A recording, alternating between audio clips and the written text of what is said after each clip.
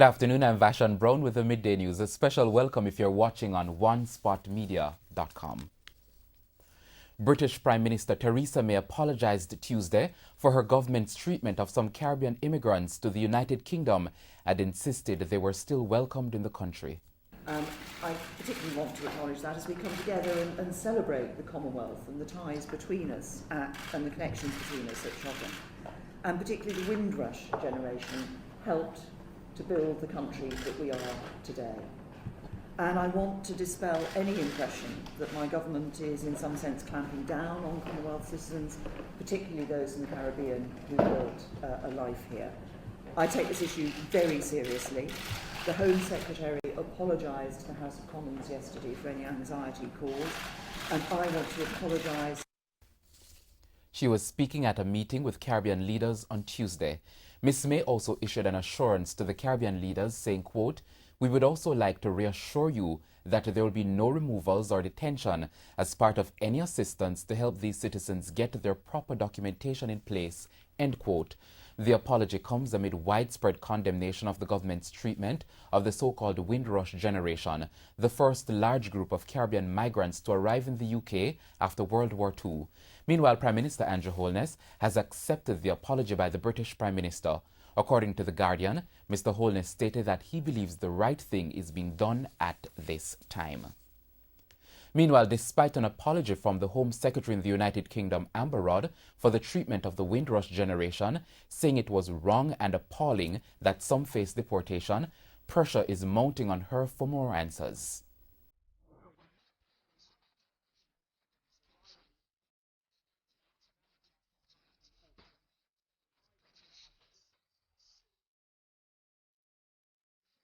Can she explain how many have...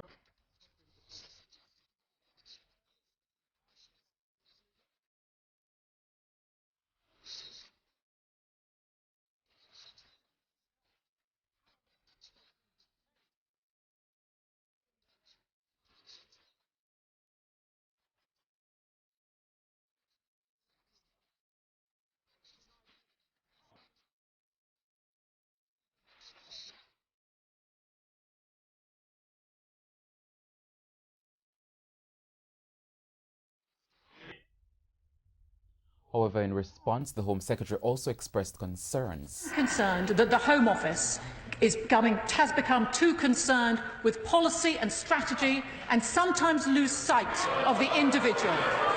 And this is about individuals. And we have seen the individual stories.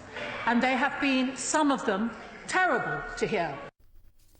On Monday, the Home Secretary announced that a new task force has been established to help those affected and promised to waive fees for new documents needed to prove their status and stay in the UK. And still on the issue, UK Labour MP Afzal Khan says if the UK has done any deportation of members from the Windrush generation, the government should make every effort to get them back in the country. These were people who were UK and colony citizens that we have deported, and they have contributed to Texas here, improving things here. Of course, they need to be brought back, and we have to make sure they get compensations, and we need to make sure that this whole thing stops. Those who are in the detention, they need to be released as well, and we need to make sure that this sort of mistakes doesn't happen, right? And we have rules which prevents this happening, because in 2014, the government actually removed this protection, so they need to bring statutory instrument now to bring back this protection. And on to other news now. Scores of residents took to the streets on Monday morning to protest the deplorable state of the main roads which lead to their communities in Sligoville, St. Catherine. The residents are from the communities of Simon and Bamboo, as TVJ's O'Shane Masters now reports. The protest started along the Simon Main Road, which was blocked by downed trees and large boulders. This prevented access to vehicular traffic, while pedestrians were forced to climb over the debris. The residents are blaming China Harbour Engineering Company check for the poor state of the road. The road was in good condition before China Harbour came and Tankwell came and dig up the road, and they left us with nothing. If you even try drive a car on it, you're in a problem. Bypass every single day, not even week. Daily you go bypass. Another resident told TVJ News that meetings have been held with the various communities and promises made, but no fulfillment. They have promised that Tankwell, along with Chinese Harbour, will both come together to fix the road. Now, the MP, which should be Natalie Headley-Nita, have come to some of those meetings and have promised that the road will be fixed at the end of their toll road fixing. Now, over here, the toll road has been fixed and been in use. We in the community have been suffering as a result of the damage done to the road. Meanwhile, the principal of the Salmon Primary and Infant School says the road condition is also having a significant impact on the school population. It has reduced significantly because parents are fearful, children, so they take the other route. So teachers are also fearful, so very soon we may have nobody from outside coming in. However, political representatives have pointed to a lack of funding, which has resulted to delays in fixing the road. We are in sympathy with you. We understand what you go through on a daily basis. We empathize with you. We understand that it is not easy to traverse. I want to say to the residents, especially about 2% of those persons who traverse that road who are actually members of my division, that I understand what you're going through. It is not for want of representation. We continue to knock on the doors, and we are of the view and of the opinion that pretty soon something will be done. I am hoping this call to action that the residents took upon themselves will bring about some change, some repair, and it will be done quickly. O'Shane Masters, TVJ News. The government says it is hoping to make a significant dent in the debt owed to the Jamaica Public Service Company, JPS, in the coming months. That's according to Local Government Minister Desmond McKenzie. The Light and Power Company estimates that the government owes in excess of $5 billion, to which the minister had this comment. That figure is debatable. However, he says payments have been made and will continue to be made. We made have to the paid JPS. the JPS within the last 6 weeks $1.5 billion. We're going to be paying them the end of this month another $400 million, and in the preceding month we are going to be paying another $250 million. The St. Elizabeth police have laid charges against the man who was found unconscious outside a 4-room building in a compound in which the burnt remains of a woman were found on the morning of March 23. 44-year-old Mason Steve Green of a compound was yesterday charged with murder, arson, and attempting to pervert the course of justice arising from the incident. Mr. Green, who is in hospital under police guard, is expected to make an appearance in the St. Elizabeth Parish Court tomorrow. The remains of 39-year-old businesswoman Jermaine Lennon, otherwise called Marsha, were found under a burnt-out mattress in the house she shared with Mr. Green. The police theorized that Mr. Green, after killing Miss Lennon, set the house on fire in an attempt to conceal potential evidence of the murder. Last week, an autopsy revealed that she was indeed murdered.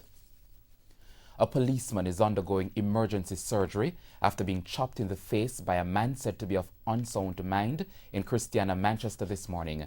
The man is in police custody. During the same incident, an 18-year-old bystander was shot and injured. He's being treated in hospital. Reports are that the traffic cop was on duty in Christiana when the man walked up to him while he was sitting on his motorcycle and chopped him. The policeman opened fire at his attacker. The bullet hit the 18-year-old boy. In news overseas now, questions are being raised about the next move against Bashar al-Assad's regime and its chemical weapons program. The questions come 3 days after a joint attack on Syria's chemical plants. We have more in this report. President Trump touted the success of Friday's airstrikes on Syria. Every single one hit its target. The Pentagon says 105 missiles were fired against Syria. It was part of a joint effort with the United Kingdom and France. If we allow this kind of dictator to use chemical weapons, that will give a lot of ideas to others. It was the world saying that we've had enough of the use of chemical weapons. President Trump tweeted the phrase, "mission accomplished," regarding Syria, and there's no word on a possible long-term strategy. Assad still remains in power. There's no question he continues to have an arsenal of chemical weapons. I think the real question about whether or not this strike was worthwhile will be determined in the future, not the present. Following the Syria strikes, a bipartisan group of senators on the Foreign Relations Committee released a significant rewrite of the authorization for the use of military force. If the measure clears Congress, it would give President Trump additional abilities to fight terror groups like ISIS. The actions of this president show that he is a moral leader because he is working for the American people and pushing back on monsters like Bashar al-Assad. And it's time now for sports. Waterhouse booked their spot in the Red Star Premier League final after edging Arnett Gardens 2-1 in their return leg semi-final match on Monday night at the Tony Spalding Complex to advance 3-1 on aggregate. In a pulsating first half, Steve Clark gave Arnett a 1-0 lead in the 10th minute before Cardell Benbow equalized for Waterhouse 2 minutes later. Waterhouse would find the winner when Tremaine Stewart scored in the 53rd minute. Waterhouse, who had won the first leg match 1-0, will now meet Portmore United in the final on April 22. And that's the Midday News. I'm Vashon Brown. Don't forget to join us at 7 for Primetime News Package. On behalf of the news, sports and production teams, have a good afternoon.